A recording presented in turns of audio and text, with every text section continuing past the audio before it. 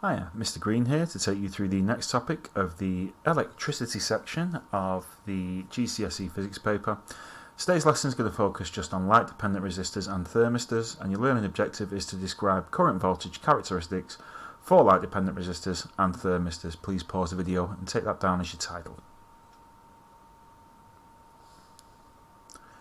We'll start as we always start with some retrieval practice. Please pause the video and answer these 5 questions and restart when you'd like the answers.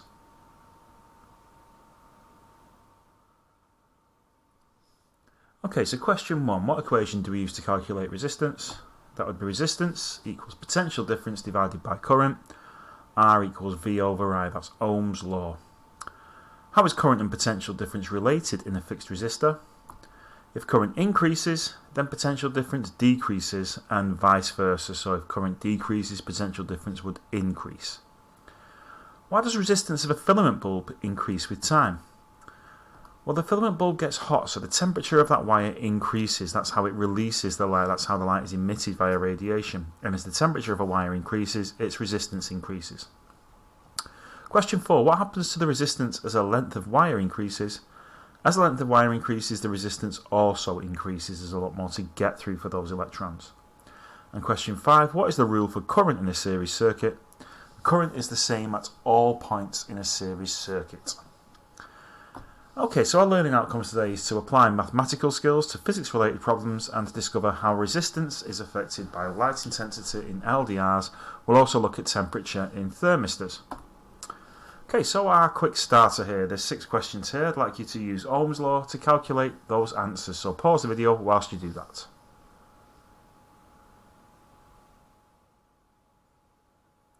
Okay, question 1, correct answer would be 10 volts. Question 2, 150 volts. Question 3, 2 amps. Question 4, 12 ohms. Question 5, 100 ohms. And question 6, 60 ohms. Again, pause the video. I've put on there all the ways I've got those answers as well, so I've rearranged the equation and shown you the sum for that. Make sure you've got all those in the correct way. Okay, so LDRs and thermistors. What are they? What are they used for? And how could we work out the current voltage characteristics of each of them? The top diagram you see there, that's the symbol for the light-dependent resistor, and the bottom one is for the thermistor. We're going to go through each one of these in turn. So, to start, light-dependent resistors. In order to find out the current voltage characteristics, that's the circuit you'd need to set up there. The picture below shows you what an LDR actually looks like. So you'd need your light-dependent resistor, a power pack, an ammeter and a voltmeter, 5 wires, a lamp, and a 50cm ruler. The method we'd go by to get these results are, we would connect the LDR to the circuit, and using the ruler, we would position a lamp on the desk at a distance of 0 cm right up to the LDR. Switch on the lamp and record the current and the potential difference. And then we'd repeat that again at distances of 10, 20, 30, 40 and 50 centimetres. You'll see in the table there, there's lots of space for 4 values of current and 4 of potential difference, because from that we could then work out a mean, which would give us a more accurate answer, which would be able to eliminate anomalies, and which would be able to see if there's a pattern in the results. So, there's a set of results. If you take that table down and calculate the resistance, please pause the video whilst you do that.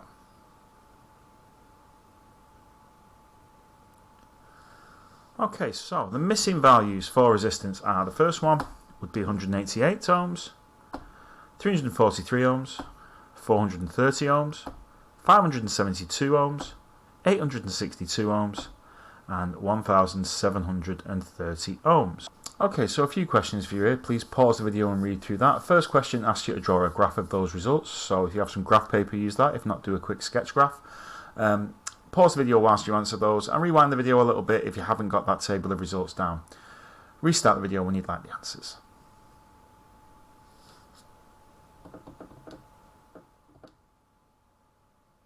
Okay, so question 1, a graph of the results. This is what your graph should have looked like. A curve going upwards showing a positive correlation. It's not going up in equal amounts, it's going up in smaller amounts at the start and then larger at the end to show that curve. So what's the relationship between light intensity and the resistance of an LDR? Well, from that graph, an LDR's resistance decreases when light intensity increases. The further away the lamp was getting, the higher the resistance was, and the further away the lamp was, the lower the light intensity was. Okay, question A of the challenge. Under a bright light, the current is 0.6, the potential difference is 9. What's the resistance? We'd use Ohm's law to work out the resistance of 15 ohms. And B, what would happen to the reading of the ammeter if the light intensity increased? Well, if light intensity increases, the resistance decreases, which means the current would increase. Okay. So how does an LDR work? Well, electric current is the flow of electrons from one place to another. When you get good conductors have lots and lots of free electrons, and poor conductors have few free electrons. Free electrons are able to move anywhere within that structure. An LDR is what's known as a semiconductor. Now in the dark, very few electrons are able to move in this semiconductor that's used for an LDR. The material itself is made of a crystal lattice, and these electrons are locked into that crystal lattice when it's very, very dark. Because there's very few free electrons, that means it's got a very, very high resistance in the dark. When light falls on it, the energy is absorbed by that crystal lattice, and some of that's transferred to the electrons that are trapped in there. Some of those electrons get enough energy to break free of the lattice and are free to move. So we're increasing the number of free electrons present when we put light on there. More free electrons mean there's a lower resistance. It's easier for the electricity to flow. The more intense the light, the more electrons become free, and so the lower the resistance goes.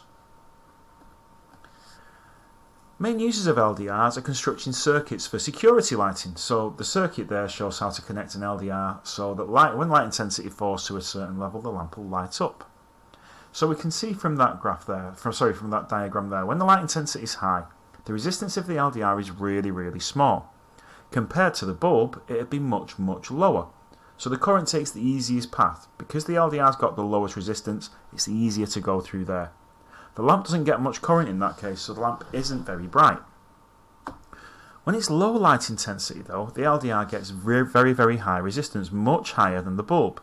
So electricity doesn't go down there, only a small amount of current goes through there, so it doesn't move through the LDR, which means more current goes through the bulb. That means the lamp brightens up, it gets the current so it shines brightly. So as the light intensity falls to certain levels, that means the voltage through the bright light would really, really go up. The current through the bright light would really, really go up. Quick exam question. Student builds this circuit. Explain how the readings on both meters change when the environmental conditions change. That's a 6 marker. Pause the video, answer your question. Remember, for 6 marks, on pause when you'd like the answers.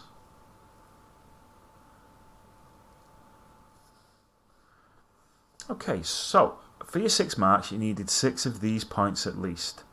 Pause the video and read through those and mark your answer according to that.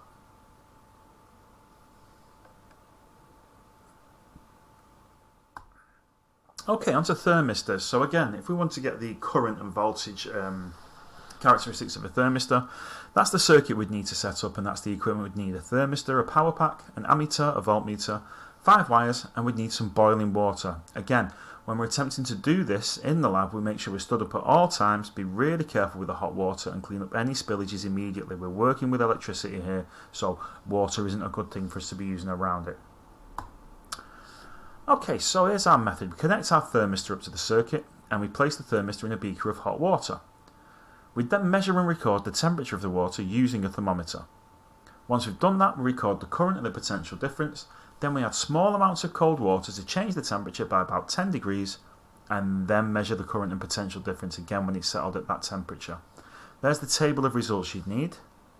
There's some results that we've already got. If you could pause the video and calculate the resistance in each case there.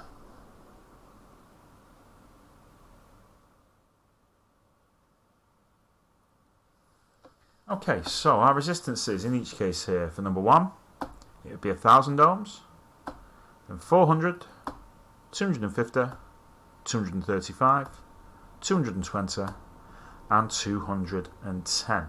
Again, make sure you've got those down because your next question will be drawing a graph of temperature against resistance. And there is that question, so draw a graph of the results. On the x-axis record temperature, the y-axis the resistance. Pause the video whilst you attempt these questions, and again, if you need, rewind the video to get that table again.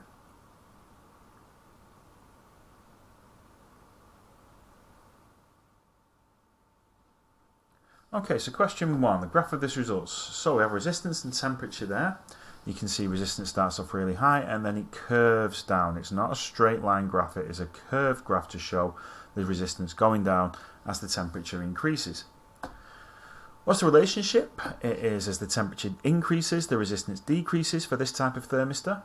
Challenge question, at 30 degrees Celsius the current's 1.2 amps, potential difference is 50 volts. What's the resistance of the thermistor? We'd use Ohm's law to work out that it's 41.7 ohms. What would happen to the reading of the ammeter if the temperature decreased? The temperature decreased, resistance would increase, which means that the current would decrease. So how does a thermistor actually work? Well, the word thermistor comes from the phrase thermally sensitive resistor. Thermally meaning heat, obviously, so it's a resistor that is sensitive to temperature. There's two different types of thermistor. There's NTCs, which means negative temperature coefficient. This means resistance decreases when temperature increases. And there's the PTC, the positive temperature coefficient. The resistance increases when temperature increases. With the NTC, as the temperature increases, fewer electrons become available in the material to flow, and the fewer electrons there are that can flow, the higher the resistance. With PTCs, as the temperature increases, more electrons become available in the material to flow, so again, the more electrons there are, the lower the resistance would be. Quick uses of it. So they're used in circuits where temperature needs to be controlled. So in your computer or your PlayStation, there's a thermostatic fan that's in there that's used to cool it when it's reached a certain temperature. Circuit for that is shown below. So when the temperature is low, the resistance of the thermistor is really, really large. Very little current flows in the circuit, so the fan spins very, very slowly. Whereas at the high temperature, the resistance of the thermistor reduces, which means current flows a lot faster and a lot higher in the circuit. The larger current makes the fan work harder, and that cools the computer down. Okay, quick exam question on this. Pause the video and read through it and restart when you would like the answers.